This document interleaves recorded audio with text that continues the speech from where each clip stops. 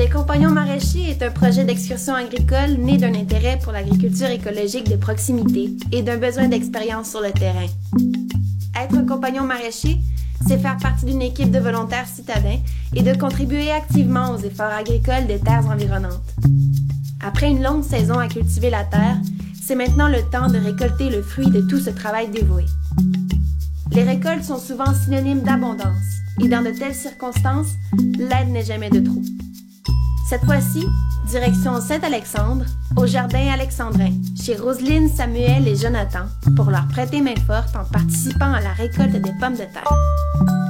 À travers cet épisode, vous pourrez entrevoir le travail quotidien des agriculteurs et agricultrices écologiques et apprécier, autant que nous, la richesse et la beauté de ce type d'agriculture. Les Compagnons maraîchers, la série web est une présentation des serres Guy Tessier et de Dubois Agri-Innovation, vos partenaires dans la réussite de votre saison maraîchère. On est les jardins alexandrins, Jonathan Forget-Bonneau, Roselyne Augustin et notre associé Samuel Côté-Huyghe qui n'est pas ici en ce moment. Notre mission d'entreprise, c'était d'offrir des légumes biologiques à une clientèle qui ne veut pas se le permettre ou ne peut pas se le permettre. On dit sans intrants chimiques parce qu'on ne peut pas dire bio parce qu'on n'est pas certifié. On a fait les démarches pour se certifier, mais on a abandonné vite le projet en prenant en compte tous les coûts là, qui étaient reliés à ça. Une certification, c'est bon quand tu quand tu parles pas avec le consommateur en tant que tel. On a besoin de ça quand tu es en contact avec le... C'est ça, ça vaut pas la peine vraiment de se certifier. On voulait le faire au début en décollant, tu sais, l'idée, on va être certifié bio puis tout ça, mais quand tu te mets à calculer ça, finalement, tu es obligé d'augmenter ton prix, puis les clients se trouvent à payer leurs légumes plus cher juste parce que le certificateur, il fait un pourcentage. C'est qu'on aime connaître nos clients, on aime avoir des commentaires, s'ils ont aimé telle affaire, quelle recette ils ont fait, puis de savoir qu'ils peuvent débarquer ici à tout moment, venir avec nous, puis voir vraiment comment que ça se passe en agriculture. Puis le fait de faire des kiosques au village, ben les gens viennent nous voir, viennent nous parler de leur vie à eux, de leur petit jardin, tout ça. Fait que ça fait qu'on vient qu'avoir une relation vraiment étroite avec nos clients. Puis c'est ça qu'on voulait. Nous, on voulait pas vendre à des distributeurs puis jamais voir le visage des gens qui consomment nos produits puis qui sont contents de nous encourager, de faire en sorte que la relève s'en va un petit peu plus loin à chaque jour puis qu'on est encore là cette année là, pour leur offrir divers légumes et services. Ouais, quand on commande nos variétés, c'est comme Noël, tu sais. Tu arrives, tu vois des photos même avec des c'est une italienne, là. C'est vraiment le fun, là, travailler avec du stock qui est beau à l'œil, là. On a un système d'irrigation, tout est arrosé avec du tuyau goutteur, là. C'est de la goutte. Ouais, direct ça. Puis l'an passé, on n'avait pas ça. On arrose la hausse. On allait chercher de l'eau dans un étang à 1 km dans le bois.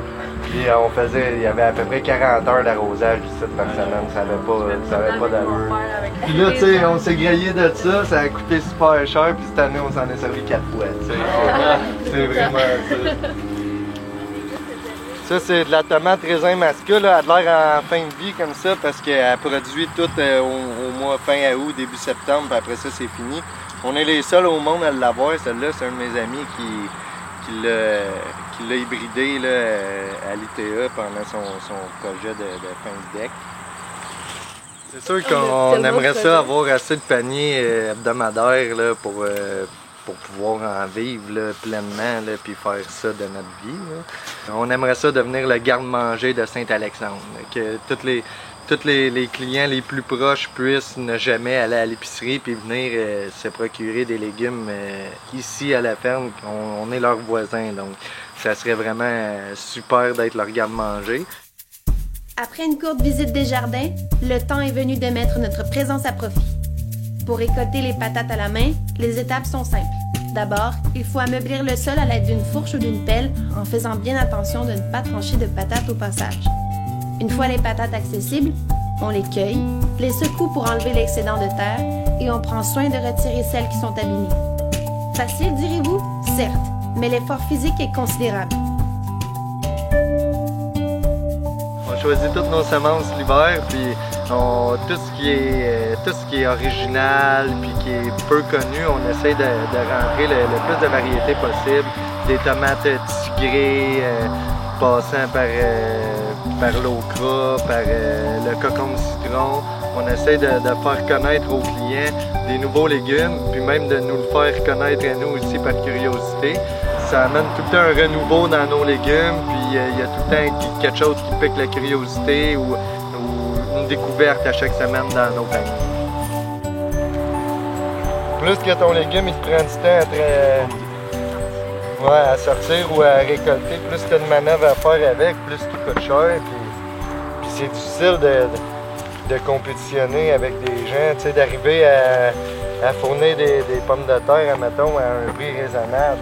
J'ai eu un commentaire dans un kiosque, c'est genre, tu sais, la personne elle disait ta laitue est 2$, c'est bien cher.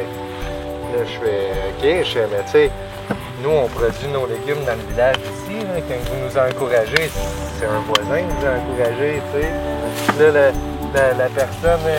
la personne, j'ai dit en plus, c'est sans intrants chimiques, tu sais. Elle m'a répondu, ben si j'ai à pogner le cancer, je vais le pogner. Ah. C'est bon. tu feras 20 minutes de char pour aller à l'épicerie la prochaine fois.